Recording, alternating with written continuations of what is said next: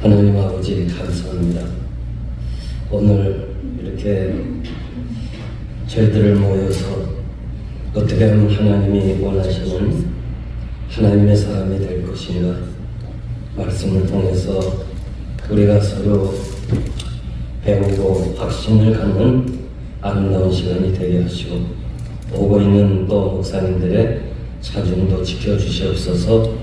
예수님의 이름으로 감사하며 기도하옵나이다. 설교에 대해서 여러분들에게 말씀드릴 텐데 사도행전 그냥 여러분들이 시간 관계상 기록을 나중에 찾아보세요. 사도행전 2장 36절에서 41절, 4장 4절, 2장 41절 보니까 설교를 통해서 초대교회가 부흥되는 것을 알 수 있습니다. 저희가 사도 베드로가 말씀 전하는 것을 듣고 마음에 찔려가지고 어떻게 할까 이렇게 막 회개하는 이런 역사가 있을 때 결국 세례받고 죄사함을 얻으라 그리하면 성령을 선물로 받을 것이라 이렇게 말씀했습니다. 초대교회 성장의 비결은 사도들의 설교였습니다. 그래서 이 설교는 지금도 아무도 참 자신 있는 사람이 없습니다. 저도 벌써 50여 년 설교했는데 지금도 설교하려면 어렵습니다. 설교의 중요성은 설교자들이 다 알고 있습니다. 왜냐하면 새 가족이 등록할 때 그냥 등록하지 않아요. 누가 전도를 해와도 우리 교회 오겠다 해놓고도 이제 설교를 들어보고 그 다음에 등록하는 걸 보면 역시 설교가 성도들에게 귀한 비중이 된다는 거. 우리 교회가 또 제자 훈련도 하고 또 성경 공부도 하고 전도 훈련도 받고 이 베델 교회가 여러 가지 참 좋은 일이 많더라고요. 배울 점도 많고 다 열심히 이렇게 활동하는 것을 보는데 중요한 것은 성도들이 목사의 설교의 은혜를 받아야 뭐 제자 훈련도 하고 공부도 하고 신방도 다 하지 은혜 안 받으면 올스탑이에요. 그것을 제가 이번에 우리 영생교회에서도 그걸 느꼈는데 뭐 이렇게 그냥 제가 많은 일을 다 이렇게 셋업해 놓고 각 부서가 막 활발하게 움직이는데 은혜를 못 받으니까 올스탑이에요. 올스탑. 그래서 설교로 목사가 이렇게 은혜를 끼쳐야 교회 부흥이 되고 각 부서들이 활발하게 움직일 수 있다는 거. 여인이 요리를 잘하면 소박을 받지 않는다는 말이 있어요. 여인이 시집 와서 요리만 잘하면 나머지는 괜찮다 이거예요. 마찬가지로 목사가 좀 약점이 있지만은 설교를 잘하면 다 커버가 돼요. 그러나 아무리 잘해도 설교를 못하면 좀 그게 허물이 있어요. 그래서 우리 설교자들은 특히 그 이민교회는 이렇게 어떤 목사님들 막 그냥 정죄하고 책망하고 비판하는 그런 설교자들 보면 교인들이 없어요. 그래서 우리는 좀 격려와 칭찬이 더 필요해요. 이민생활 힘들고 어려운데 교회까지 와서 막 부담 가지면 안 되잖아요. 우리 한국 사람들은요 유교의 영향을 많이 받았어요. 2500년 동안 유교 영향을 받았기 때문에 이 기복주의를 좋아하는 거예요. 그래서 복을 주시는 하나님의 은혜를 강조하는 거 이거 필요합니다. 그래서 먼저 설교자는 말씀을 통해서 은혜 받고 그리고 자기가 변화되고 자기가 기쁨이 있으면 설교를 통해서 성도들이 은혜를 받아요. 그러니까 자신이 먼저 은혜를 받아야 된다는 거.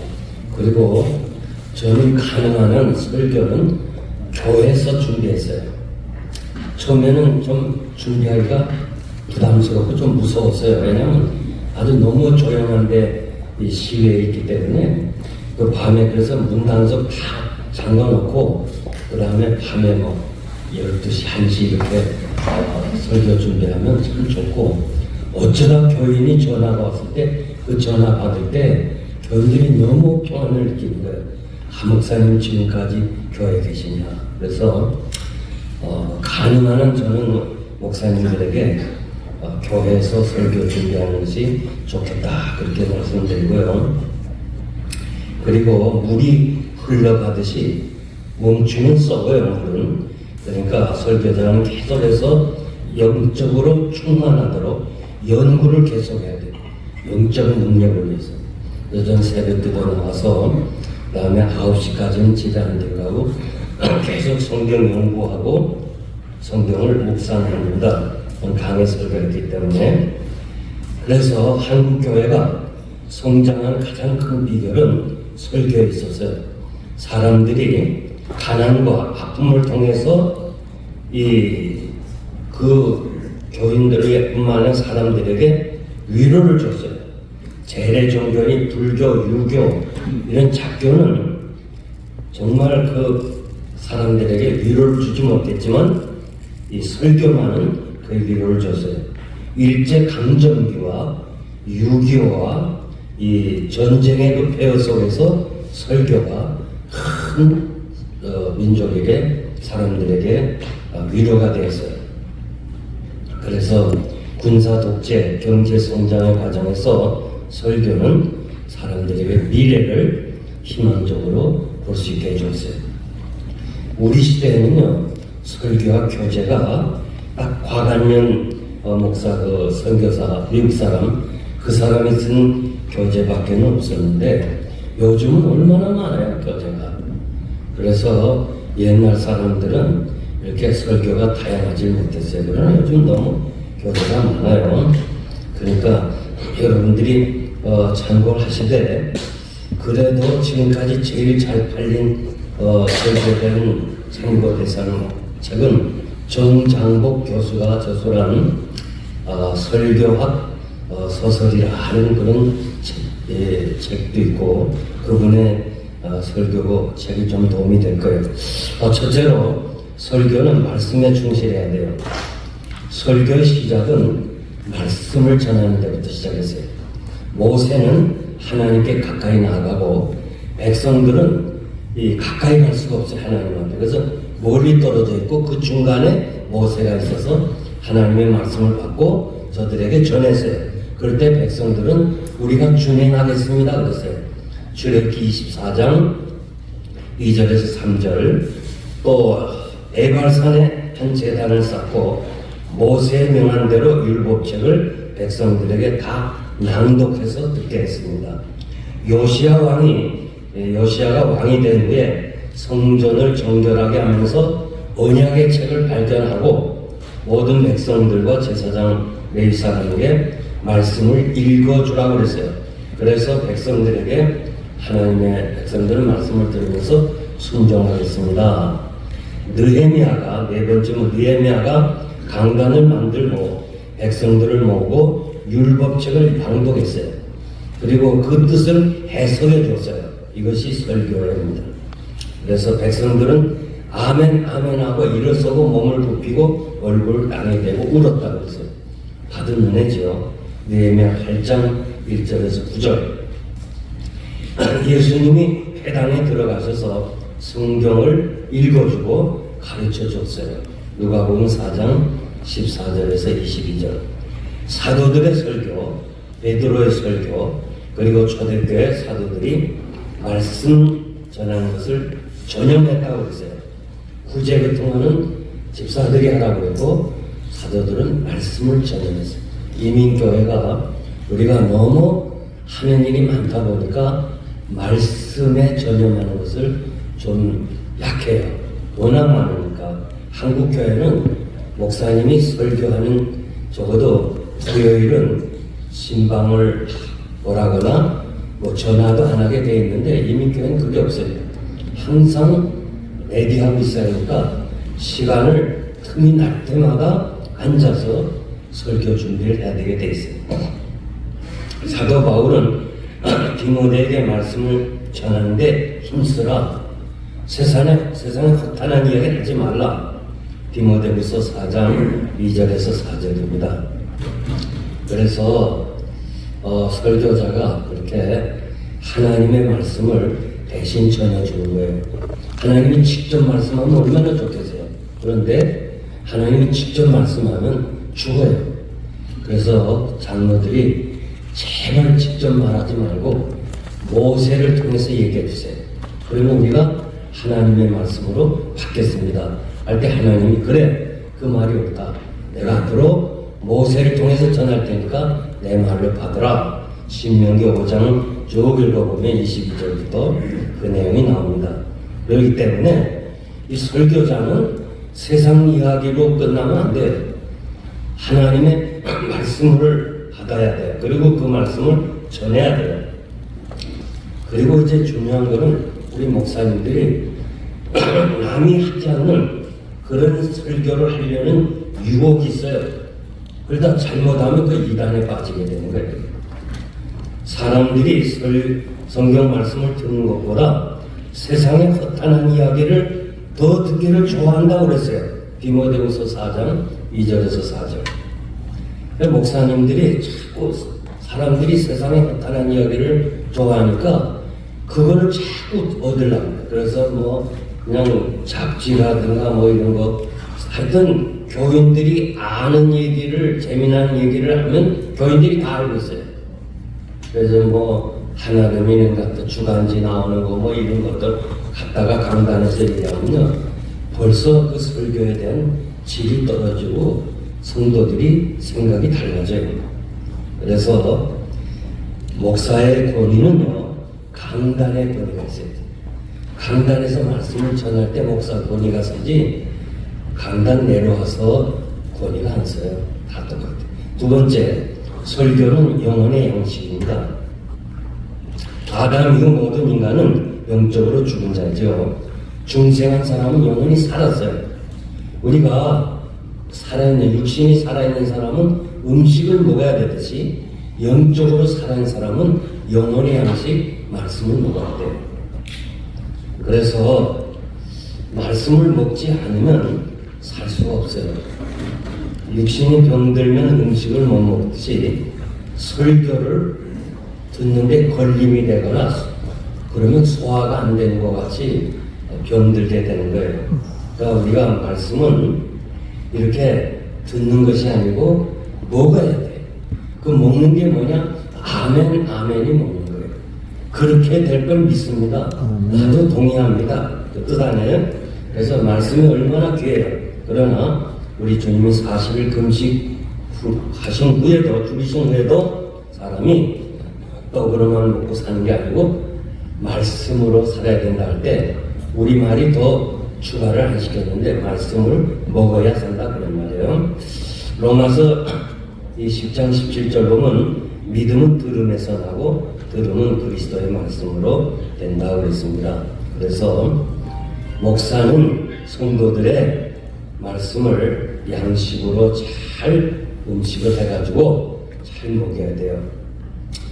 그 아이들이 배가 고프면 우는 것처럼 성도들이 은혜를 못 받으면 자꾸 울어요. 어째? 그리고 불평을 해요. 그런데 음식을 잘하고 나면 문제가 없어져요. 그래서 저는 그 당회를, 연말 당회를 할 때는 꼭 음식을 장로님들하고 같이 먹어요. 배불리 먹어요. 그러면 은혜스러워요. 음식을 안 먹고 나면 사람들이 저는 그래요. 제가 아프리카 거기 가서 라마단 모로코에 갔군요. 그 라마단 기회에 갔는데 해 뜨면서 금식하고 해 질 때까지 금식하는 얼마나 싼 걸 잘하는 몰라 사람들이 나가서 구경하고 배고프니까 막 싸는 거예요. 그래서 제가 이렇게 상담하면서 우리 당회가 막 하면 막 쌈도 하고 막 서로 소리 지르고 그런다고 해서 그래요. 그러면 혹시 그 강요들하고 식사 같은 건 안 하니까 안 한대요. 그거 한번 해보시라고. 강요하기 전에 한번 뭐 목사님이 내든지 뭐 장로님이 내든지 하여튼 저 식사 한번 하고 와라. 그 얘기 듣고서는 해결됐다고 그래. 하여튼 밥을 잘 먹어야 돼요.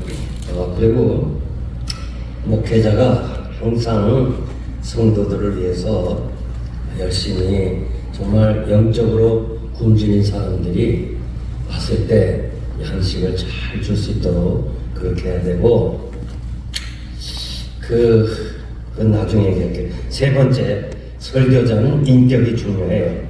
성공의 목회자였던 필립스 브룩스라는 사람, 이분은 설교는 설교자의 인격을 통해서 전달된다고 했어요. 앞으로 우리 팬데믹 이후의 설교는 말의 기술, 행동보다는 삶이 존경을 더 받아야 돼요. 그래서 지금 제가 이렇게 상담을 좀 자주 하는 편인데, 그 교회 뭐 이렇게 장로님들 이런 분들이 들어올 때 우리 교회 목사님이 설교를 못하니까 좀 바꿔주세요. 그런 건 항상 없어요. 문제는 인격에 걸려들어요. 거짓말한다든지 뭐 잘못된 길에 들어선다든지. 그러니까 스펄전이 계단에서 설교를 하기 좋았어요. 런던에 가면 스펄전이 목회했던 교회가 있어요. 이렇게 올라가는데 계단이 있는데 그 손잡이가 있어요. 스펄전이 그 손잡이를 잡고 설교하기를 좋아했다고 그랬어요. 그러니까 여러분들이 이건 뭘 말하는 거 아니? 삶을 통해서 보여주는 거예요. 지금 우리가 이렇게 모든 설교를 한 거를 다 종합해서 보면 60개 안에서 전부 제목이 갈리고 뭐 대지가 갈리고 그러고 더 확장하면 300개. 그러니까 모든 설교집을 다 보면 300개 안에 다 들어있어요. 그러니까 3년은 설교를 가지고 교회를 경영해 나갈 수 있지만 3년 이후에는 그분의 인격으로 설교를 해야 돼요. 그래서 이민교회가 목사가 20년을 사역하기가 힘들어요. 한교회에서. 왜냐하면 설교가 힘들어서가 아니라 인격이 부족해서. 그래서 우리 교단에서는 20년 채운 사람이 거의 없어요. 그 원로를 해야 되는데 할 수가 없으니까 합쳐서 우리 교단의 정체라고 같이 한 이 합친 그런 교회에서, 예를 들면 한국의 합동주 교회에서 뭐 15년 하고 이민교회 와서 5년 했다. 그러면 20년을 채워서 우리가 법적으로 원로 목사 자격을 줘요. 그 원로 목사는 그 교회에서 선택하니까 그러나 자격은 줘야 될 거 아니에요. 그래서 그렇게 하는 거예요. 그러니까 그만큼 이민 목회가 쉽지 않다. 지금 한경직 목사님, 그분 설교집을 이렇게 가진 사람이 많은데 이제 그분 설교집 볼 사람이 거의 없어요. 왜냐? 정말 설교 잘하시고 훌륭한데 설교 내용이 훌륭한 게 아니고 그분의 인격이 훌륭했어요. 그래서 한경직 목사님의 얼굴만 봐도 은혜가 되는 거예요. 김창인 목사님도 그분의 설교집이 안 팔렸어요.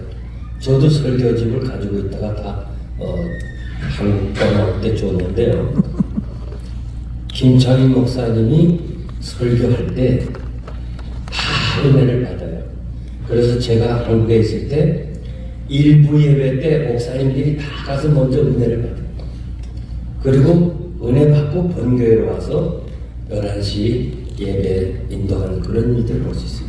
또 제가 명성교회 부흥회를 갔던 적이 있는데 새벽기도 설교가 얼마나 은혜스러우면 대전에서 가져오느냐.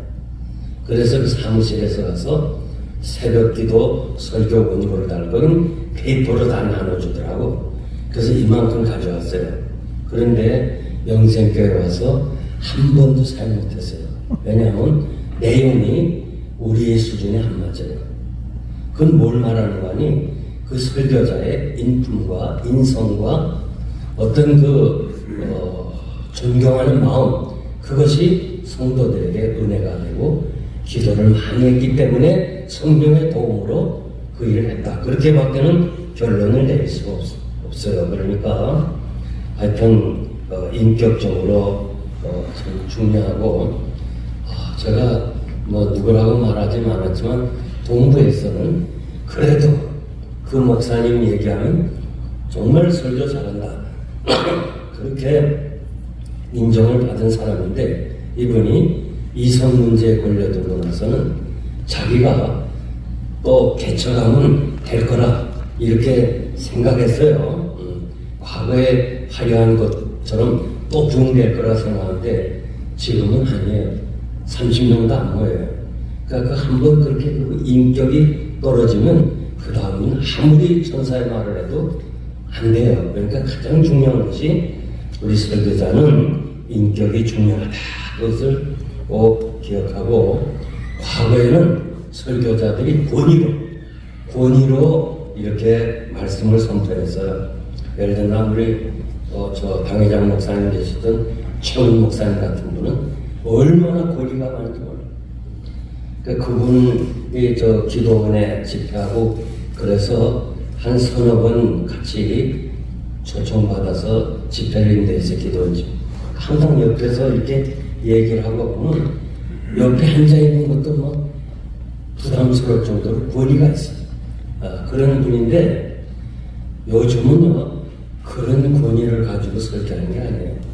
그건 옛날 시대고, 지금은 인격을 통해야 그 설교가 성도들에게 좀 은혜가 된다는 거. 네 번째, 설교는 교회 성장과 관계가 깊어요.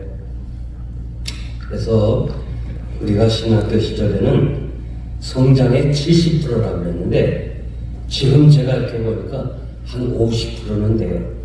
그러니까 팬데믹 이후의 설교는 50%도 이제는 안 되는 것 같아요. 그러니까 저는 팬데믹 이후에는 발로 목회하라 그래요. 옛날에 입으로 목회했는데 이제는 발로 목회, 신방해야 돼요. 신방. 내가 여기 와서 우리 김한영 목사님 신방 같다는 얘기 듣고 제가 너무 감사했어요. 그리고 제가 이번에 상대원 목사가 이렇게 전화를 걸었더니 자기가 신방 중에 있다고 해서 내가 박수한다고 그래서 박수. 신방을 해야 돼요. 신방 안 하면 안 돼요. 그래서 앞으로 우리 부목사님들이 목회할 때는요 신방을 해야 돼요. 진짜 목회를 해야지 설교를 하면 안 돼요. 교인들이 오질 않아요. 찾아가야지. 그래서 정말 꼭 기억하시고, 그 다음에 듣는 사람과 전하는 자가 서로 커뮤니케이션이 잘 성립이 돼야 돼요. 설교는 전달이 중요해요. 전달이 안 되면 소용이 없어요. 무엇을 말할까? 이건 설교 내용이에요. 어떻게 말할까? 설교의 전달이에요. 그러니까 요즘 설교 작성은 쉬워요. 왜냐하면 하도 설교 내용도 많고 인터넷 통해서도 하고, 그러니까 장로님들도 설교 잘해요. 이렇게 어떤 교회들은 목사님이 안 계실 때 장로님들이 막 설교하는데 잘해요. 너무 많으니까. 그러나 중요한 것은 전달이 좀 힘들어요. 전달을 잘해요. 그러니까 그 전달이 중요한 이유는 아무리 좋은 설교를 작성했다 할지라도 전달이 안 되면 수면제 역할밖에 안 돼요. 잠만 자게 되는 거예요. 잘 전달하기 위해서는 첫째로 기도를 많이 해야 돼요. 성령의 도움. 그래서 제가 논문 쓰면서 성장한 50개 교회 목사님들 때 물었더니 설교만 작성하고 1시간 이상 다 기도해요.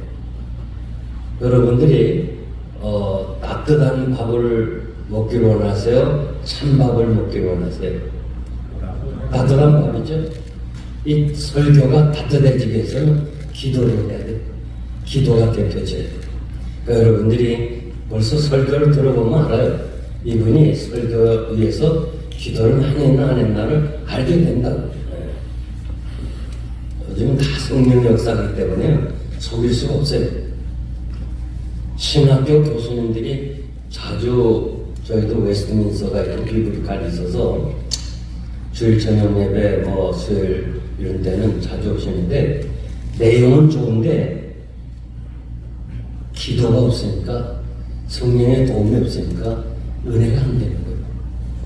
어떤 분은 이거 뭐 제대로 내용도 없는데 그냥 성도들이 막 울기도 하고 감동을 받아요. 그 이유는 성령의 도움이 있어야 돼요. 그러니까 기도로 많이 설교를 대피시고요. 전달 훈련도 필요해요. 나면서부터 설교 잘하는 사람 없어요. 물론 말에 은사가 있는 사람이 있어요. 제가 이렇게 보니까 주일학교 설교 잘하는 사람은 모든 설교도 잘해요. 왜냐면 설교가 쉽기 때문에. 어떤 분은 내가 한번 보면 100% 지식이 있는데 전달은 절반밖에 못해요. 어떤 사람은 50%밖에 없는데 전달을 100%, 120% 하는 사람이 있어요. 그래서 이 필립 스프루스 아까 말한 선배인 이분은 영국 런던에서 설교할 때 앞줄에서 네 번째 줄까지만 설교 들을 수 있지 저 뒤에 사람 못 들었다고 그래요. 근데 이 사람이 계속해서 언어 훈련, 말하는 훈련을 통해서 유명한 설교자가 됐어요. 조지 트루엣이라는 사람은요, 자기가 대평원에서 카우보이들에게 설교하는 마음으로 그 음성을 개발했다고 했어요. 그래서 저도 사실은 학교 다닐 때 너무 가난하고 힘들어서 꿈이 뭐냐면 정치가가 되겠다 그런 꿈도 있었어요. 그래서 학교 다닐 때부터 웅변은 많이 연습을 했습니다. 중학교 때부터. 그래갖고 우리 때는 고등학교 2학년이 학생회 회장을 했어요. 그리고 항상 찬조연설로 제가 뽑혀서 중학교 1학년 때부터 찬조연설하고 그리고 라면 한 그릇 얻어먹은 거 그것이 전부였어요. 여러분들이 자기가 좀 그런 음성에 좀 부족함이 있다면 그걸 개발할 필요가 있어요. 훈련할 필요가 있고 그 다음에 영혼 사랑하는 마음이 있어야 돼요.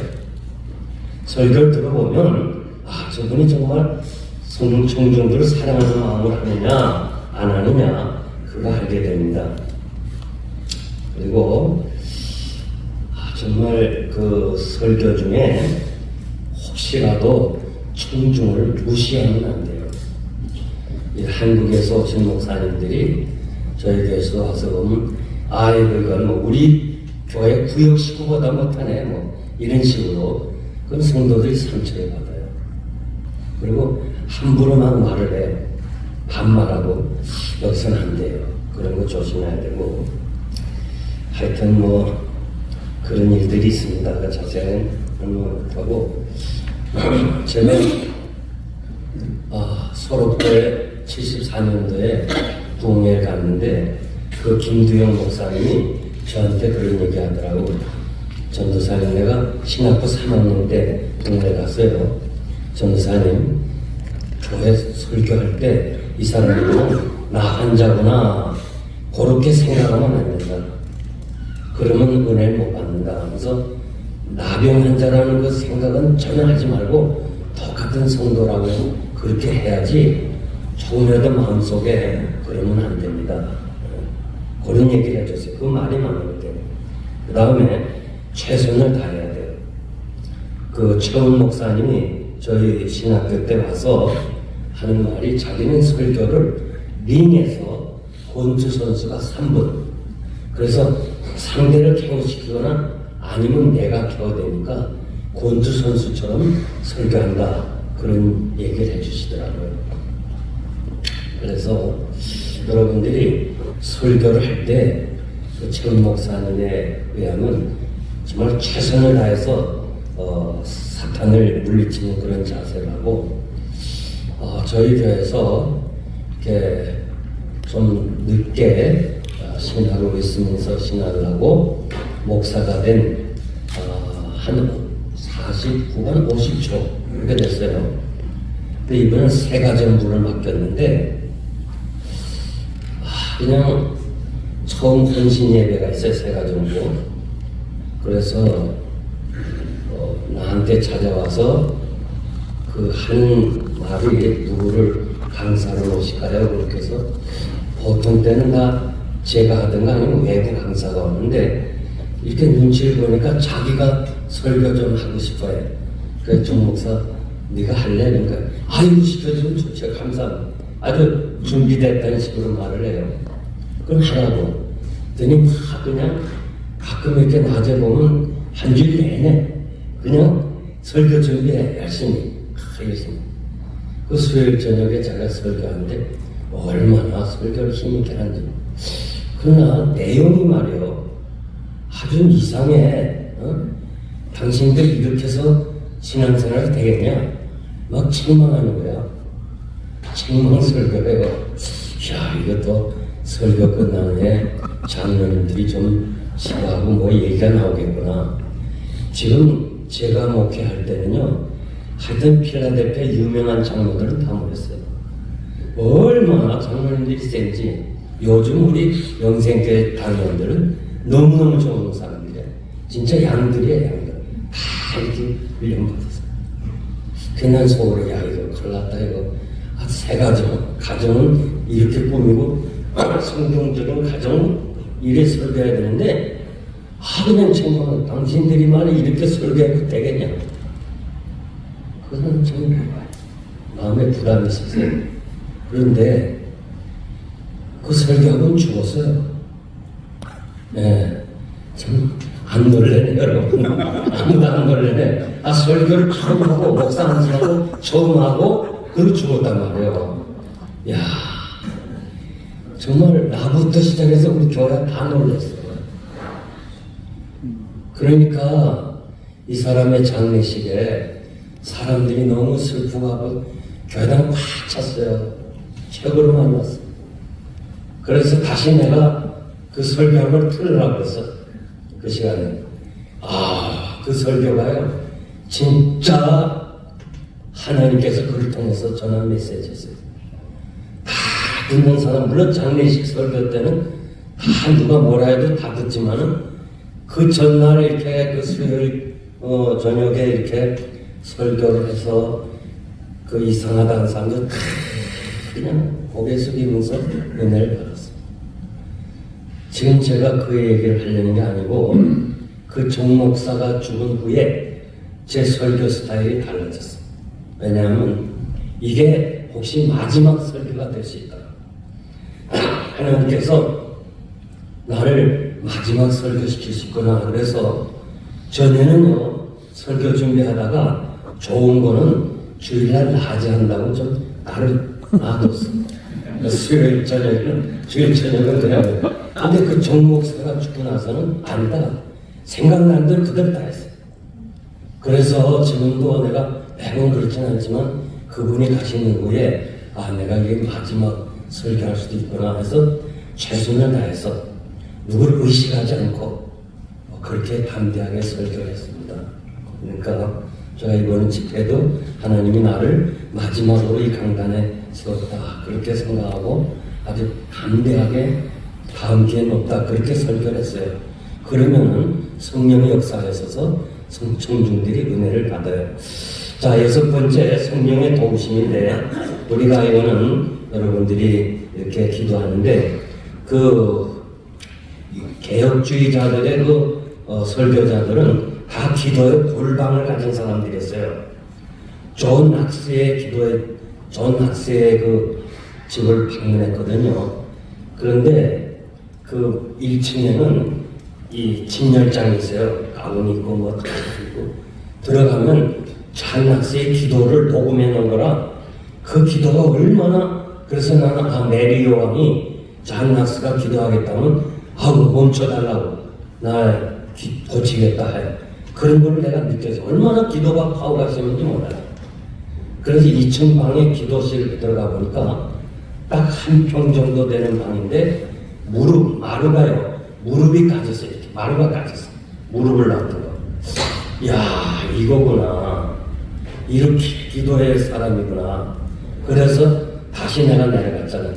내려가서 그 일하는 사람에게 이 장락새 가운을 내가 좀 입으면 안 되겠나. 내가 기도가 골방에 가니까 너무 감동이 된다. 안 된다, 이건 진열장이야.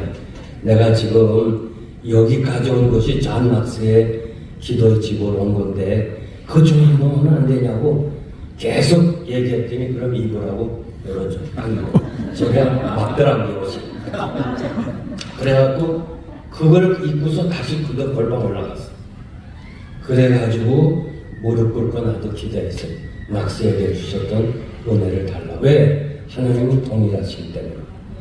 그래갖고 나오니까 우리 일행들은요, 그 티켓을 줘야 돼. 돈 줘야 돼. 그 들어가 보려면. 그 돈 아깝다고 뭐 점 찍고 가면 된다고 그 앞에서 뭐 사진이나 찍어. 그건 아니다. 들어가야 된다 해서 혼자 들어갔다 나오니까 우리 일행들이 목사님 얼굴에서 광채가 나는데 하여간 또 요한 웨슬레의 침실 가보니까 요한 웨슬레가 이렇게 무릎 꿇고 기도했던 그 머리맡에가 역시 마루 앞에 있어요. 얼마나 그 사람들이 기도를 많이 했는가 그걸 알게 돼요. 그래서 저는 꼭 여러분들이 부탁드리는데 오늘 우리 부교육자들이 기도가 약해요. 그 기도가 약한 이유는 담임 목사가 기도가 약하면 따라하는 거예요. 담임 목사가 기도가 강해야 따라하는데 그러지 못하는 거예요. 저는 정문호 목사님이 이렇게 참 기도를 너무 열심히 하고 거기서 배웠어요. 산기도, 철야기도, 금식기도. 그건 40일 금식기도를 몇 번 했죠. 그리고 새벽기도를 나는 정문호 목사님이 일어날 때까지 내가 기도하고 있어야 되겠다. 그게 표준이었어요. 그 정문호 목사님 당회장이 안 일어나는데 먼저 일어나셨어요. 그래가지고 기도에 훈련받은 것이 사역하는 동안 1시간 반씩 기도했던 거예요. 이 기도가 우리에게 능력이 되고 감당할 수 있는데 요즘 목회자들이 기도가 없다는 게 참 아쉬워요. 7번째, 설교는 종합예술이에요. 모든 인간이 할 수 있는 것을 다 포함된 겁니다. 그래서 이건 이제 그만큼 지나가고 이제 10번에 가서 설교자가 주의할 거는 선지자가 아닙니다. 자기가 선지자가 했다가 제가 임시 강의장을 쓰던 뉴욕 장로교에 오신 목사님이 아이합에 거기에 속했다가 그들이 기도하면서 당신은 선지자다. 그래갖고 자기가 선지자라는 말 때문에 교회를 그만두게 됐어요. 하나님의 말씀, 기록된 말씀이 없을 때는 하나님의 입이 되니까 선지자라고 불렀어요. 그러나 지금은 말씀이 다 완성됐기 때문에 선지자가 아니에요. 어떤 사람은 또 사도라고 그러죠. 사도도 아니에요. 이거 주의해야 돼요. 사도는 예수님의 제자 12명의 제자에 한해서 우리가 뭐 야고보 사도 야고보는 말했다. 그거 아니에요. 야고보는 사도가 아닙니다. 그냥 저자 야고보지. 자, 그 다음에 이제 제가 본론을 말씀드리려면 설교 작성을 어떻게 하느냐. 뭐 시간상 많이 못하지만 그래도 중요한 걸 얘기하고 싶은 첫째로 본문을 선정해야 돼요. 본문을 어떻게 선정하냐면 교회력에 참고를 하세요. 종료주일, 고난주간, 부활주일, 또 오보이주일, 감사주일, 성탄절 그렇게 하고 그 다음에 시대적 사건, 상황, 교회 행사, 선교, 전도, 건축 그 다음에 신방을 통해서 성도들, 상담을 통해서 성도들의 현실 문제 그런 걸 다 들어요. 그거를 설교로 해답을 해줘야 돼요. 그러니까 그런 걸 다 참고로 듣는데 보통은 몇 사람이 얘기하는 공통점은 전체 교인들의 대표성이 있어요.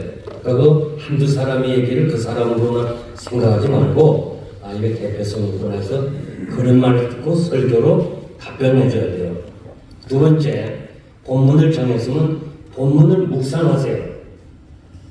저는 강의 설교를 쭉 했기 때문에 월요일부터 시작해서 묵상하는 거예요.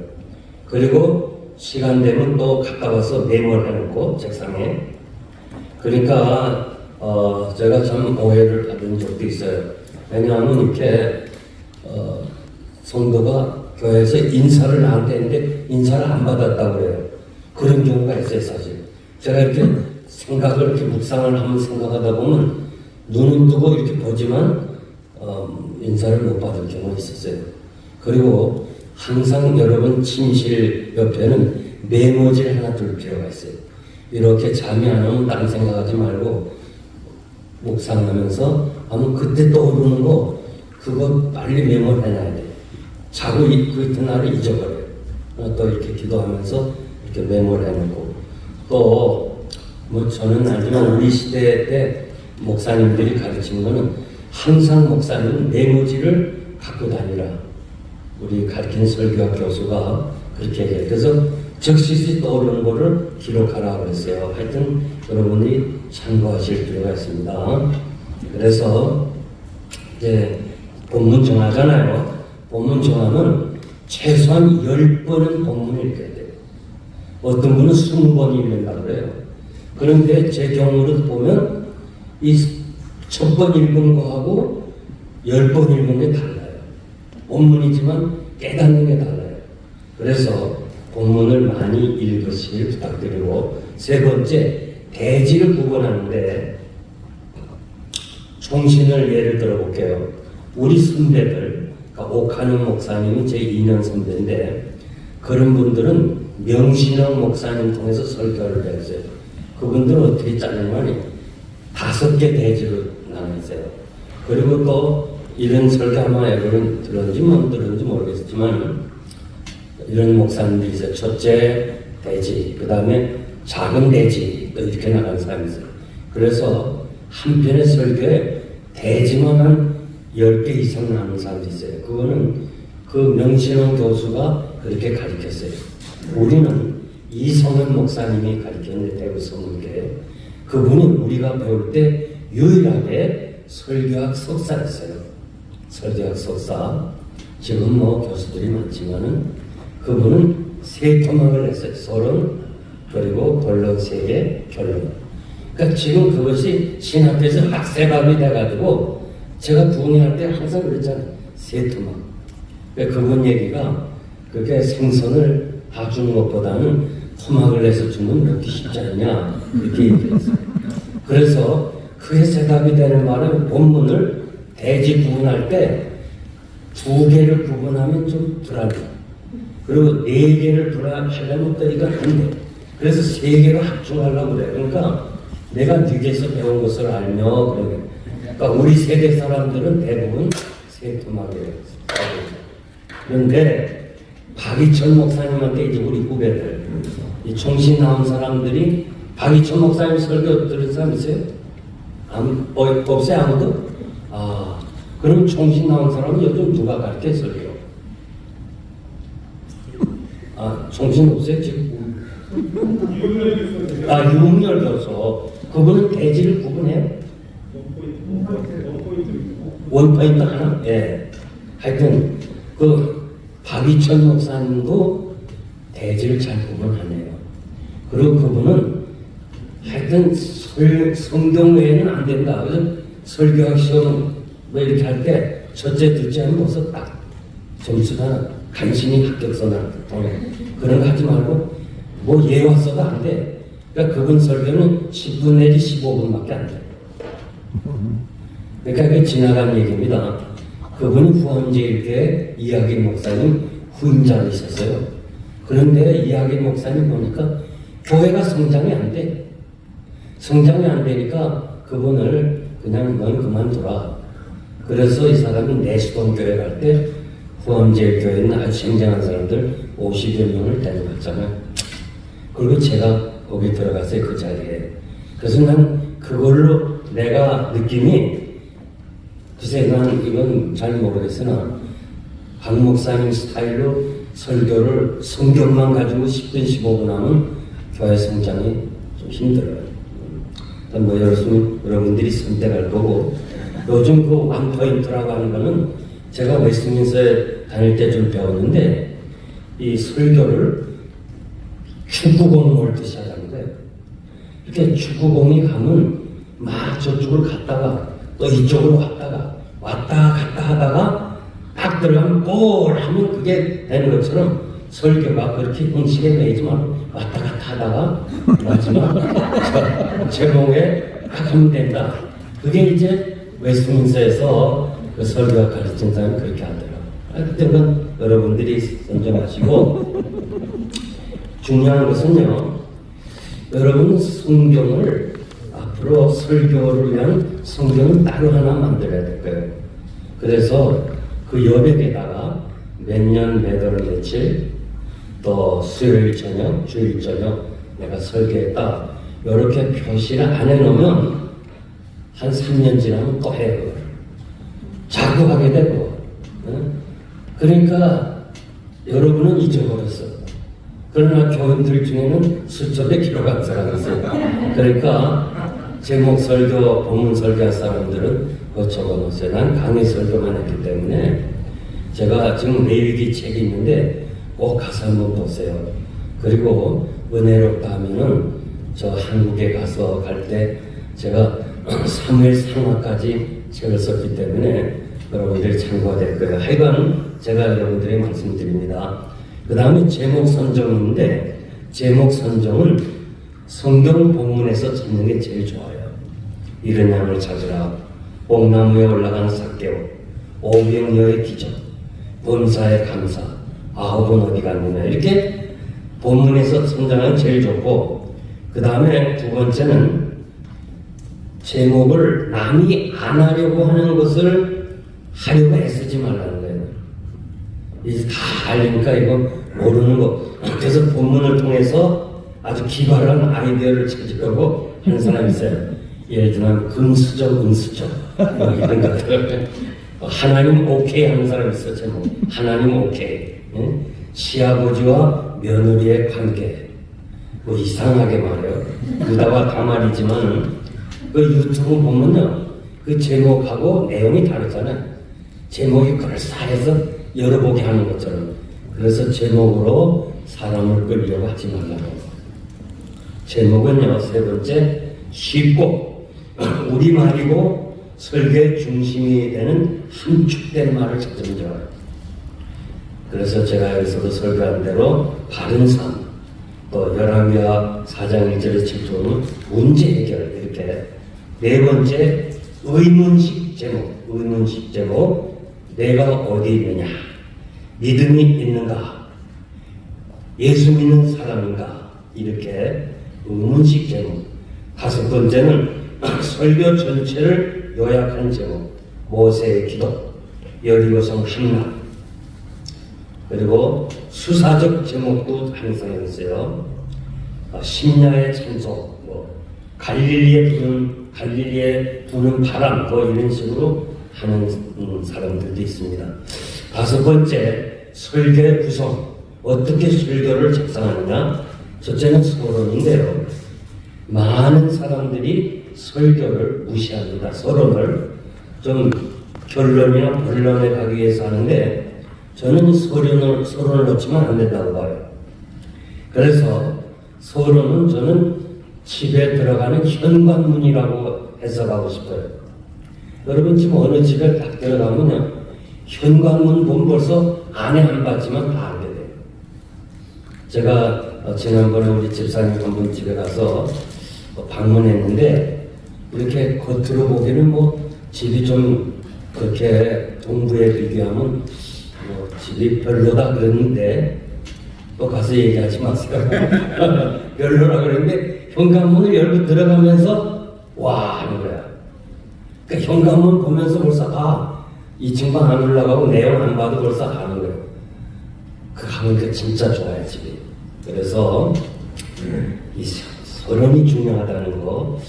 설교자가요, 전하는 주제와 관련이 있어야 돼요. 청중이 설교에 귀를 기울이게 하는 작업이 서론이에요. 서론의 목적은 주의 집중하고 관심을 가지게 하고 흥미를 유발하는 이런 그런 자세, 그런 내용이 중요해요. 그래서 뭐 복잡한 문장이라든가 긴 문장이라든가 고사성어라든가 영어 단어 문장이라든가 한문이라든가 이런 어려운 거는 서론에 시작하지 마세요. 또 어떤 천박한 농담이나 연속극 내용으로 시작하지 말아요. 사람이 집중이 7분이에요. 7분. 그래서 제 경험 보면요, 서론에 놓치면요 본론 다 놓쳐요. 그리고 이건 제 생각이에요. 뭐 그게 여러분이 뭐 이게 교과서도 아니고, 제가 이렇게 설교를 하면서요, 어떤 교회 보면 성경 본문을 이렇게 글자를 띄워요, 화면에. 그리고 또 어떤 분은 따라하자고 그래요.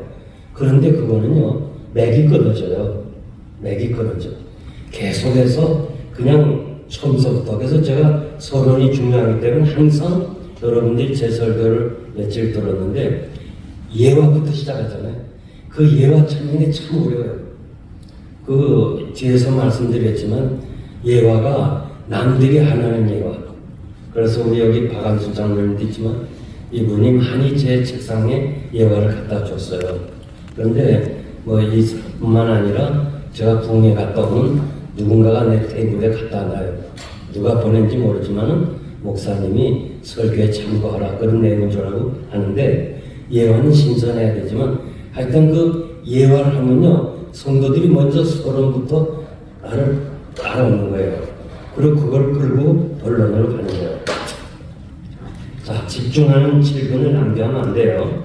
그래서 무슨 인기 있는 책을, 그 곽선희 목사님 설교 보면 주로 책 같은 거 그런 것으로 시작하는 경우도 많아요. 자, 이제 본론에 가서 성경 해석을 하는데, 우리가 느헤미야 8장 5절에서 8절 보면 에스라가 성경 해석의 시작이에요. 그리고 또 그 해석하는 중에서는 여러 가지 있는데, 첫째로 여러분들이 주석을 봐야 돼요. 그래서 이제 칼빈 주석이라든가, 우리가 신학교 다닐 때는 박윤선 박사의 주석을 많이 보라고 그랬어요. 그래서 그 시절엔 또 그 주석밖에 없었고, 그런데 도움이 된 것은 제가 웨스트민스터에서 이렇게 공부를 하면서 보니까 박윤선 박사의 주석은 이렇게 딱 하면서 우리 것이 딱 있고 그 다음에 다른 해석을 비판을 해줘요. 이건 뭐 잘못됐다 그렇게 하는 해석이 박윤선 박사 해석인데, 미국에 와서 보니까 이렇게 진열을 했어요. 진열. 보수주의 해석, 자유주의 해석, 그걸 다 진열해가지고 네가 원하는 걸 선택하라 그렇게 가르쳐요. 근데 제가 생각하기에는요, 그래서 MDB 같은 거는 총신서 이렇게 하고 THM, PhD 하는 것이 좋다. 제 개인 생각일 거예요. 왜냐하면 그런 베이직한 신학적 기초가 없이는요, 잘못하면은 그냥 이것도 좋고 저것도 좋고 막 그럴 수 있어요. 그래서 먼저 바운다리를 찾아야 돼요. 이 신학적인 바운다리. 그래서 저는 주석책은 많이 볼수록 좋다고 해요. 그러니까 먼저 내가 다른 데 흔들리지 않도록 보수적인 주석. 저는 랑게하고 렌스키, 핸드릭슨 그런 거를 주로 잘 많이 봤어요. 그래서 이렇게 보고, 그 다음에 두 번째는 다른 목사님들이 어떻게 해석했는가를 참고할 필요가 있어요. 그걸 똑같이 하면 카피했다고 그러고, 요즘 우리 두 목사님들이 이 카피했다는 걸 조심해야 돼요. 지금 어느 교회는 1.5세가 아주 큰 교회가 있는데 팀 켈러 그 사람의 영어 설교를 카피를 했어요. 번역을 해서 설교했어요. 근데 요즘 교인들이요, 감정이 있으면, 목사와 감정이 있으면 가만 안 있어요. 옛날에는 목사님의 울타리는 지켜줬어요. 근데 이제 그 울타리가 없어졌어요. 그 울타리가 없어진 이유가 뭐냐? 제자훈련이에요. 제자훈련은 뭐냐? 평신도의 권위를 올리고 목사의 권위를 내려서 입은 만든 거예요. 제자훈련하는 교회 치고 편안한 교회가 없어요. 그런 교회들은 뭐예요? 교회 부흥을 목사가 했다 생각 안 해요. 우리가 했다 해서. 그래서 난 누군지 얘기는 안 하지만 어느 목사님이 나 어디 가겠다 하니까 가세요 그랬거든. 장로님들이. 왜? 우리가 부흥에 동참했고 우리가 했지 목사님이 안 했거든요. 그게 제자훈련이에요. 영생교회에서 내가 가겠다면 온 교회가 붙잡고 난리치는 바람에 못 갔어요 사실. LA 올 수도 있고 한국 중흥교회 갈 수도 있고 여러 교회 다 지원받았지만 못 갔어요. 하도 난리치니까. 그래서 그냥 지난 30년은 그냥 잘 지냈는데 하여간 조심해야 됩니다. 그래서 다른 목사님들 거 참고는 하고 또 설교는 좀 창작이 없다고 봐요. 뭐 설교가 과학적이에요? 아니잖아요. 그냥 다 내가 받고 은혜 받고 내 지식으로 하고 그럼 나오면 돼요. 볼 필요가 있어요. 그 다음에 각종 성경을 가지고 있어야 돼요. 여러분들이 가진 성경이 한국말 성경, 영어 성경은 필수지만은 언어 성경도 가질 수 있으면 하고 중국어 볼 수 있는 사람은 일어 볼 수 있는 사람 하여튼 성경 번역상으로 많이 도움이 돼요. 그 다음에 본문이 기록할 때 그 상황, 그 현실, 역사적 배경, 당시의 문화, 요거는 제가 알고 있는 범위 내에서는 아클레이 성경 주석이 있는데 그분이 제일 이런 면에서 다뤘어요. 이게 그랬구나. 그렇게 알게 돼요. 그러니까 여러분들이 아클레이 같은 주석도 하나 사서 가지고 참고할 필요가 있어요. 성경 기록 목적이 딱 3개예요. 요한복음 20장 30절, 31절. 요거 기록에다 꼭 보셔야 되는데 성경 기록의 목적이 첫째 예수 믿고 새 생명 얻고 천국을 소유하게 하는 거. 이게 성경 기록 목적이니까 여러분들이 본문을 정하고 해석할 때 이 3가지 울타리 안에서 해야 된다는 거. 그리고 성경은 그 계시의 말씀이고 비밀이기 때문에 아는 사람만이 알아요. 비밀이라. 아모스 3장 7절. 해석이 필요해. 해석. 고린도전서 2장 9절에서 10절. 그러니까 다니엘이 느부갓네살의 꿈을 해석하고 요셉이 바로의 꿈을 해석하는 것처럼 설교자가 본문을 해석해 줄 필요가 있어요. 고린도전서 2장 11절에서 14절. 주님이 해석하신 대로 하면 돼요. 누가복음 24장 27절. 이에 모세와 모든 선지자의 글로 시작하여 모든 성경에 쓰신 바 자기에 관한 것을 자세히 설명했더라. 모든 설교는 결론이 예수 그리스도로 맞춰야 돼요. 예수 그리스도가 없으면 설교자가 아니라고 그렇게 웨스트민스터에서 가르치는 그 교수님도 저희 얘기를 들어본 적이 있어요. 자, 그 다음에 성경으로 해석하라. 우리 개혁주의 성경 해석이에요. 그러니까 우리는 어떻게 하든지 성경으로 해석하도록 노력할 필요가 있다. 문자적 해석도 우리가 할 수 있어요. 유대인들은 지금도 문자적으로 해석해요. 그래서 제가 성지순례를 가서 한국 사람들은 고추장 뭐 이런 거 하잖아요. 그래서 종이 접시 갖다가 사용해야지 식당에서 접시 달라 그러면 우리 안 보는 데서 깨트려요. 어떤 사람은 보는 데서 깨트려요. 부정한 음식 담았다. 하여튼 성경 그대로 그들이 해석하고 있어요. 근데 문자적으로 해석하면요, 돼지고기 먹으면 안 된다. 근데 돼지고기 뭐예요? 또 피를 먹지 말아야 돼. 한철아 목사님하고 나 밥을 먹었는데 이분이 선지를 먹더라고. 그래서 아니 한 목사님 웬일입니까? 난 아직까지 저 해장국 먹어서 피는 안 맞는데 왜냐면 이거 먹어도 내가 들더라고. 근데 참 아이러니한 것이요. 여자는 교회에서 잠잠하라. 요거를 문자적으로 해서 여자 목사 안수 안 줘요. 그렇다면은 돼지고기도 안 먹어야 돼. 문자적 해서 하면 안 먹게 너무 많아. 그리고 여자는 이 신명기 22장 5절에 보면 남자의 의복을 입지 말라 그랬어요. 지금 여자들이 다 치마 안 입고 바지 입고 오는데 문자적으로 하면 지금 다 걸리는 거예요. 지금 다 걸려요. 하여간 예를 들자면 우리의 해석을 보세요. 당시의 문화와 역사성을 살펴보면 가나안 족속의 문화는 남자 여자가 옷을 섞어 입고 남자가 여자 옷 입고 여자가 남자 옷 입는 것을 축복으로 생각했어요. 그리고 옷 기질 섞어 찬 옷을 입어야 축복으로 해석했어요. 근데 성경에서는 이렇게 양털과 배실 뭐 이렇게 합친 그 옷 그것도 반대하고 그랬는데 그거는 입지 말라는 것이 아니고 우상을 숨기는데 여기에 참여하지 말라 그런 뜻이었어요. 하여튼 문자적 해석이 좀 이런 애매한 것이 있어요. 참고하시고 시간 없어서 다 말씀 못 드리고 알레고리 해석은 문자적 의미보다 상징적 의미를 찾으려는데 해석이 있어요. 그래서 뭐 여러분들이 잘 아시니까 그건 생략하고 교부들은요 두 가지 해석 문자적 해석 알레고리 해석 어거스틴은 두 가지 다 해석을 인정한다고 그랬어요.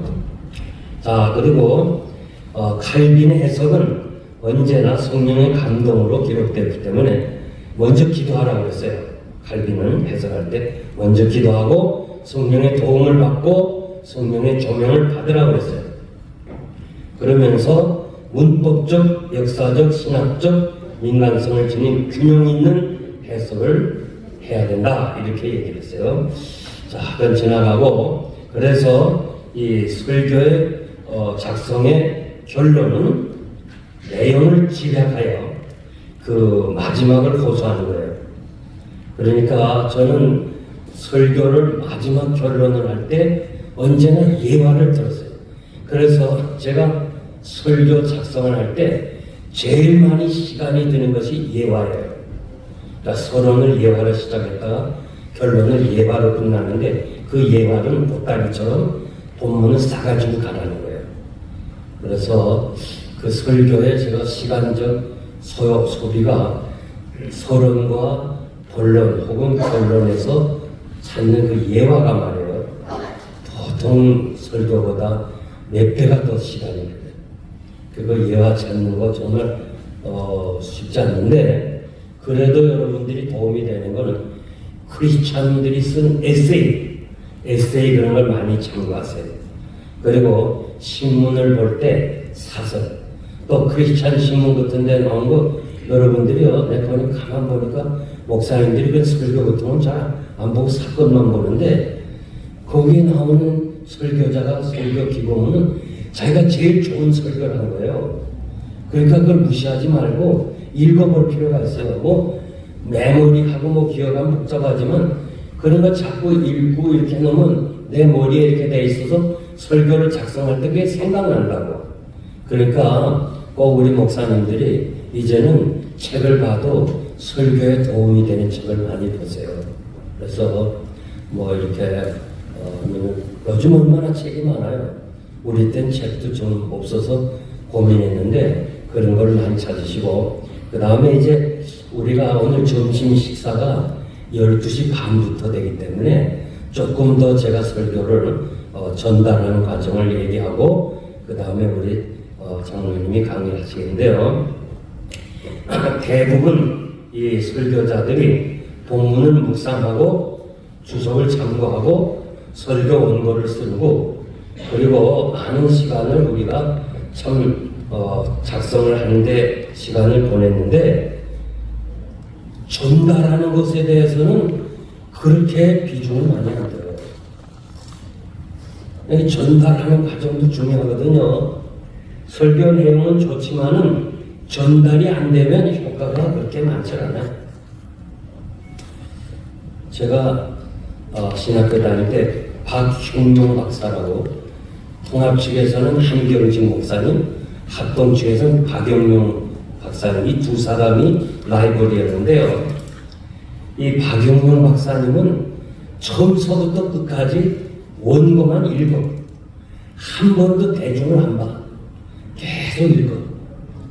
그런데 김의한 박사나 박윤선 박사는 원고는 썼되 주로 우리말을 봐요.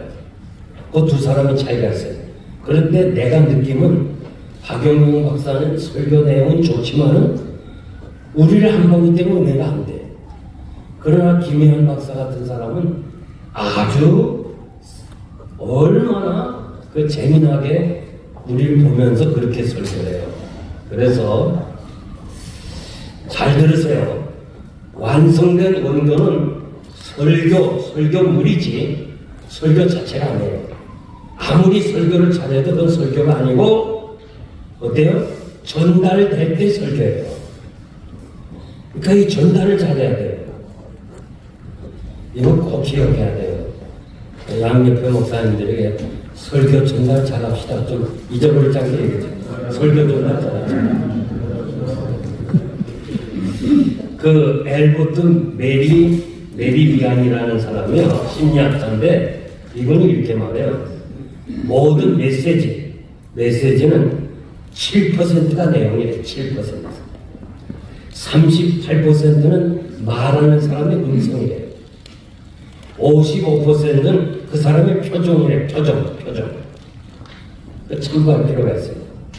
그러니까 우리가 설교가 아무리 내용이 좋다 해도 그건 7%고, 그 다음에 말하는 사람의 음성이 좋아요. 김한영 목사님 음성이 좋더라고요. 이렇게 전도사 시절 때는 설교할 기회를 제가 못 드렸어요. 워낙 위에 목사님들이 많아서 미안해. 지금 그래서 잘 못 들었는데 이번에 보니까 음성이 좋아요. 그러니까 음성이 좋으면 이게 심리학자 얘기는 38%가 벌써 가지고 들어가요. 그리고 55%가 그의 표정이라고 그랬어요. 자, 언어, 첫째로 언어를 말씀드리는데 지금은 음향시설이 좋아서 성량이 크지 않아도 큰 문제는 아니에요. 옛날 마이크가 없을 때는 이 목사님들이 설교하는 거 보니까 휘필드도 그렇고 막 너무 열심히 연습을 많이 했더라고요. 그런데 우리가 음성은 좀 조정할 필요가 있는데, 보통 설교를 할 때 평소에 말하는 정도로 하면 좋거든요. 어떤 분은 막 이렇게 청소도 막 높이 해가지고 사람들이 높이 하다가 더 강조하려면 귀가 따가워요. 신학교 교수나 이름은 안 밝히지만은 이분이 하여튼 설교를 하는데 내 강대상 뒤에서 보니까 몇 사람이 나가요. 그 끝나고는 왜 설교할 때 나가니까 귀가 아프다는 거야. 너무 크게 했어. 너무 귀가 크게 해가지고. 근데 부흥사 이런 사람들이 마이크 시설이 좋은데도 막 크게 해서 나도 사실 부담스럽더라고. 그래서 좀 이렇게 대화하는 식으로 그러면 좋아요. 그리고 거기서 강조하고 높낮이를 하는데, 또 제가 이렇게 설교하다 보면 일부러 음성을 좀 조용히 해요. 왜냐면 어텐션을 받으려고. 그럼 또 저 관리자가 음성이 조금 또 스피커를 올려놔요. 이게 손발이 안 맞더라고요. 그래서 제가 참 이 교회는 참 잘했는데 딱 고정을 해놓고 내가 작게 하더라도 올리지 말라. 여러분 설교할 때 설교자에게 집중시키기 위해서는요, 가끔 이 음성을 좀 적게 할 필요도 있어요. 그러면 쫙 보는 거예요. 그리고 또 조금 쉴 때도 있어야 돼요.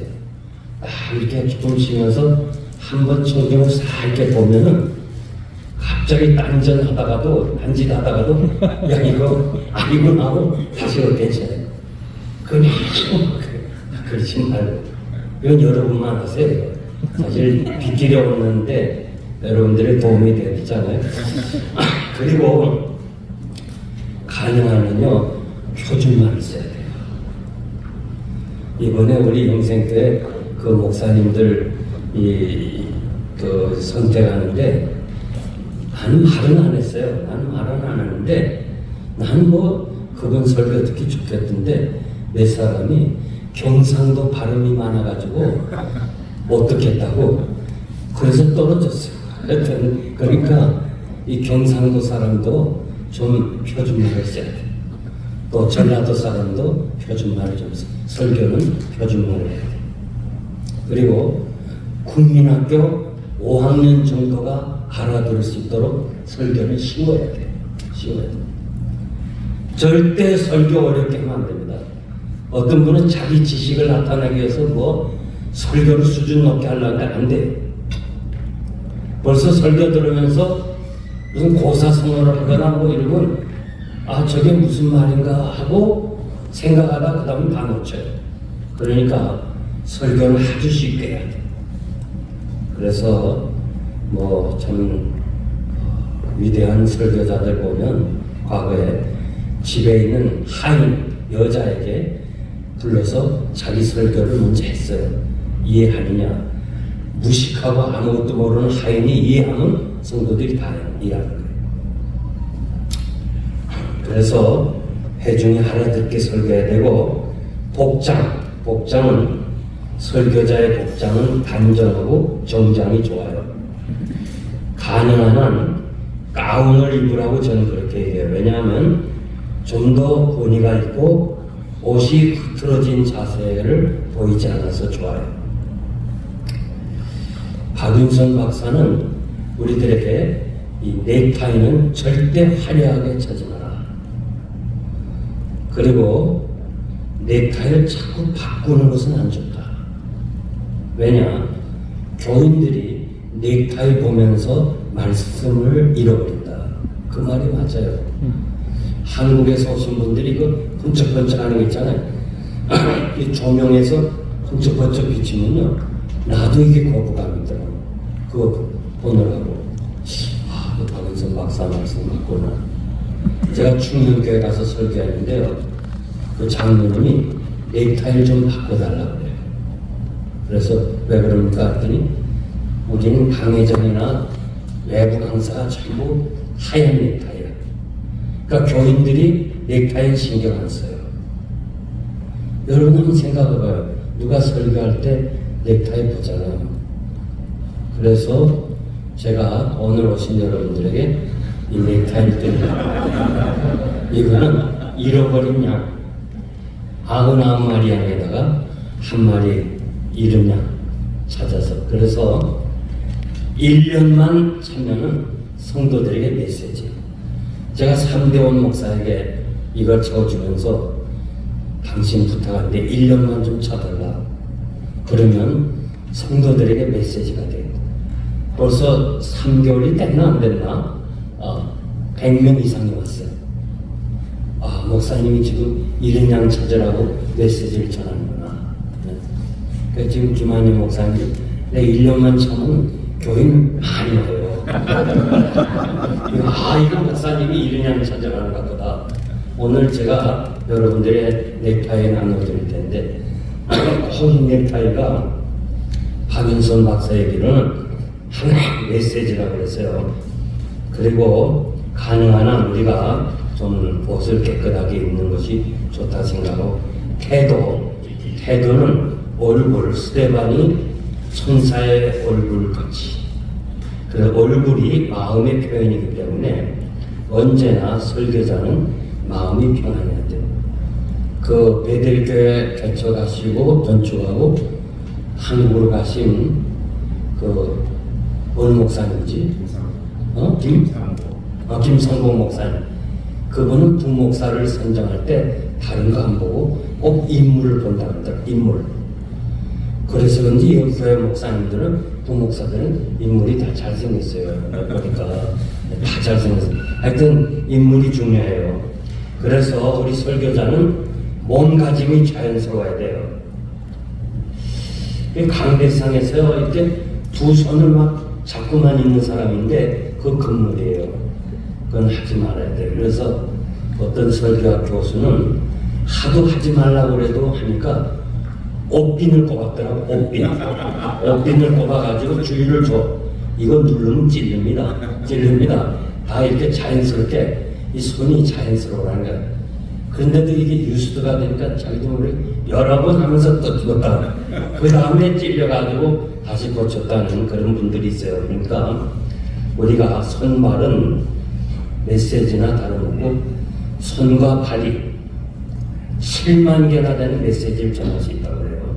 그래서 좀 이게 자연스럽게 조용기 목사님이 처음으로 순복음교를 할 때 그분의 메시지가 이렇게 손을 쫙 뻗는 이렇게 이게 초창기에 조용기 목사님이 참 이겼어요. 그 우리 총신대학에서 우리가 들어가면 우리 학생들이 그 사당동 산골짜기에서 전부 조용기 목사 따라간다고 손을 아무도 따라간 사람 없어요. 여러 가지 몸 제스처 그런 거. 그래서 이 제스처도 참 중요하다는 거. 그리고 전달할 때요 원고 낭독형이 있어요. 설교 원고를 낭독하는 거. 원고에서 눈을 빼지 못하는 사람. 그건 참 좀 필요를 좀 더 생각할 필요가 있어요. 그 다음에 원고 암기론. 원고를 다 암기해가지고 이렇게 눈은 회중, 아이 컨택, 눈을 회중해 두는 거. 중요해요. 이렇게 가능한 한 다 암기해야 돼. 세 번째, 원고로부터 자유형이 있어요. 원고 준비 없이 설교하고 아웃라인만 적어서 설교하고 있는데 그거는 만약 내 설교가 방송을 타거나 혹은 강의 설교가 된다. 제가 지금 강의 설교한 것이 원고대로 설교했기 때문에 강의 집이 나올 수 있는 거예요. 따로 적어 못 써요. 시간이 없으니까. 그런데 그거를 원고대로 이렇게 하는 거 저는 그렇게 해서 결국 원고를 거의 외웠어요. 어떻게 하는 거 아니? 제가 이건 대학 노트에 12장을 줬는데요. 줬고 예를 들면 한 장에서 3장 쓰잖아요. 그럼 다시 한 장서부터 3장까지 읽어요. 9장 쓰잖아요. 한 장서부터 9장 다시 10장 쓸 때는 12페이지 쓸 때는 1장서부터 11페이지까지 다 읽어요. 그러면 제 경험으로 봐서 70%는 암기가 돼요. 그러나 원고를 가지고 나가지 않으면 혹시라도 딴 데로 빠질 수 있어요. 그래서 이 설교 원고를 가지고 나가요. 제가 이제까지 딱 한 번 설교 원고를 안 가지고 갔어요. 요 한 작년 한 서너 달 전인데 그냥 바쁘다 보니까 이 설교 원고를 놔두고는 그대로 갔어. 그래서 그 교회 가서 묵상 기도했는데 원고를 안 가지고 있어요. 늘 원고에 의존하다는 설교하던 사람이니까 굉장히 당황하더라고요. 자, 이거 갔다 오자니 시간이 없고 또 제 아내에게 부탁하자니 아내가 그것도 안 갖고 다닌다고 또 뭐라고 그래요. 그래서 그냥 제가 기도하면서 어쩔 줄 몰랐어요. 처음부터. 그러면서 계속 목사님이 사역하는 동안에 내가 설교 작성한 걸 기억하는 거야 지금. 아까 내가 말한 대로 10장 이렇게 할 때 했지만 한 70%는 기억하니까 그걸 다시 되새김질 해가지고 막 기억하고 그리고 강단에 기도를 많이 하고 있었어요. 막 쫙쫙 원고 하나도 안 보고 원고 없으니까 하니까 우리 아내가 보고 들으면서 이상하다. 어떻게 설교를 저렇게 잘하나. 원고 하나도 안 보고. 그래서 제가 나중에 제 아내한테 얘기했어요. 그런데 사실은 설교 원고를 다 암기하고 그냥 대중 앞에 나가면 제일 좋아요. 근데 그러지 못하면 원고는 작성하되 30% 정도를 원고에서 보고 그냥 청중을 보는 거. 목사님 다 괜찮았죠? 예, 그러니까 이거 그래도 원급 가지고 나갔어요. 그리고 여러분 제가 한 가지 부탁하고 싶은 것은 청중을 봐야 돼, 설교자가. 청중이 아유 은혜가 없다 무슨 몸가짐이 들어져. 그러면 빨리 정리해야 돼. 이 원고 한번 그대로 하면요 그날 설교는 은혜가 없다고 그래. 하여튼 교인들은 설교가 짧으면 은혜가 있다고 그래. 길면 은혜가 없다고 그래. 그러니까 이렇게 제가 이렇게 쫙 봐서 말해 설교하다 보면서 이거 좀 해중이 좀 지루한 느낌이 든다면 그대로 줄여서 막 나가는 거예요. 그래서 제가 사실 막 여기 와보니까 지금 다음 학킹장에 와야 되고 막 그러니까 한 40분 설교를 막 30분에도 끝나고 25분에도 끝나고 그랬거든요. 그렇지만 해주는 몰라요. 내가 이미 다 할 수 있으니까. 그러니까 그런 마음을 가지고 준비를 해야 되는 거예요. 어떤 분은 계속 끝까지 그냥 온 거 끝까지 다 하는데 그건 안 좋은 거예요. 자, 그 다음에 시간은 설교 시간은 옛날에는 우리 어릴 때 1시간이었어요. 제가 중국 가서 설교해 보니까 2시간 반, 3시간 했는데 더 해달라고 그러더라고요. 요즘은 30분이 제일 좋아요. 교인들에게 물어보니까 15분 미만 하는 거 좋다는 게 3%, 15분에서 20분 미만 하는 것이 14%가 좋다고 그랬고 20분에서 30분이 27%, 그러니까 43%가 30분 이내에 보냈어요. 목회자에게 물어보니까 20분 미만 하는 사람이 31%, 20분에서 40분 하는 사람이 54%, 그래서 40분에 이상 하는 사람이 14%, 그래서 좋은 거는 25분에서 30분이 제일 좋다 생각합니다. 적용이 문제예요. 이 적용을 잘해야 되는데 설교에 있어서 적용이 필요 없다고 하는 사람들도 있어요. 왜? 말씀은 깨닫게 되고 성령의 역사하면 됐지 뭘 이렇게 적용하냐 하는데 저는 적용을 못하면 허공을 치는 설교다, 연설에 끝난다 그렇게 생각해요. 그러니까 적용이라는 뜻은 무엇인가 하니 설교자가 회중에게 진리를 연결시켜주는 거예요. 그래서 적용의 효과는 설교가 적용이 시작될 때 비로소 진정한 설교가 돼요. 내 마음에 와닿으니까. 그래서 여러분들이 하고 다음에 마지막으로 회중 예화를 하나 말씀드리는데, 예화는 극장과 교회당의 차이점이 뭐냐면 극장은 창문이 없고 교회는 창문이 있어요. 창문이 없는 건물 얼마나 답답해요. 그러니까 설교가 예화가 없으면 좀 답답해요. 그래서 예화 찾는 거 참 중요한 얘기죠.